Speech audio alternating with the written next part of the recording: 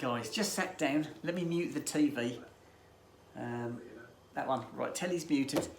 I've got my apple pies, they're a bit hot at the moment, so I've just sat down with those. I'll take my boots off. I've been out shopping to Aldi, so I've got my weekly shop, so that's good. That's all done and out of the way. I wanted to do it tonight because it's always nice and peaceful and quiet on a Friday evening. The car park was virtually empty, and all the tills were nearly empty as well, so that was really nice. And I whipped around the shop really quickly, so that was lovely. So yeah, shop's done. Something that happened going to Aldi, I went past Tesco's, and Tesco's this morning I called in there to get some fuel on the way to work because my fuel light came on, and the petrol was 146.9. It's about a penny more expensive than Sainsbury's, I believe. So I thought, wow, that's near enough. So I filled up. I've just been to Aldi, I've gone past Tesco's again, 144.9. So it's gone down 2p today, and I filled up this morning. Isn't that always the way? Something else I did, and you guys will be really impressed. I don't know if I dare show you. I bulk purchased some Mars bars. My fridge is full of Mars bars. I've got to show you guys. You won't believe how many Mars bars I've got.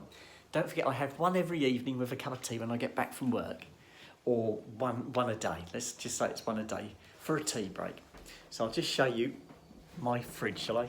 I've put them all in the top shelf. You'll be impressed. Are you ready for this? Top shelf.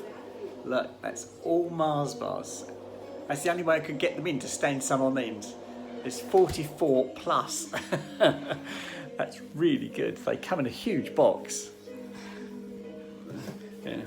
This is the box I had that was absolutely full of Mars bars. So that is brilliant. So I won't be running out for a little while. Well, at least definitely not within the month anyway. So yeah, so I'm stacked up with Mars bars. So I've had a really good time. Right, let me put the camera back on the table, guys, so I can settle down. There you go. Right. Other things to tell you guys. It's Friday evening. I've got nobody to walk with over the weekend, so I'm going to just sort myself out, go out for some lovely walks. It's going to be a big garden weekend, this one, because I've got to try and get the footings prepared, or not the footings, the base where my shed's going to sit. I've already dug some fence post holes for my fencing, which is going to turn up as well. So I've pre-dug a couple of post holes. So yeah, so after I've done the dog walk tomorrow, it's up the garden, I've got to crack on. So I'll just hope the weather's going to be good. I'm going to have a look at the weather forecast after this, just to see what I've got to look forward to. Hopefully, fingers crossed, if it stays dry, that will be absolutely fantastic. I had a call from the company who I've ordered the shed off and the fencing. They're going to deliver next week. I think they said Thursday, so that would be absolutely perfect. I might have to get my son to come and give me a lift, because the fence posts are going to be probably 8 to 9 foot long, these fence posts. They're concrete fence posts, and they weigh, they're really, really heavy, silly heavy. And I've got two 12-inch or 300mm gravel boards, and they're heavy as well.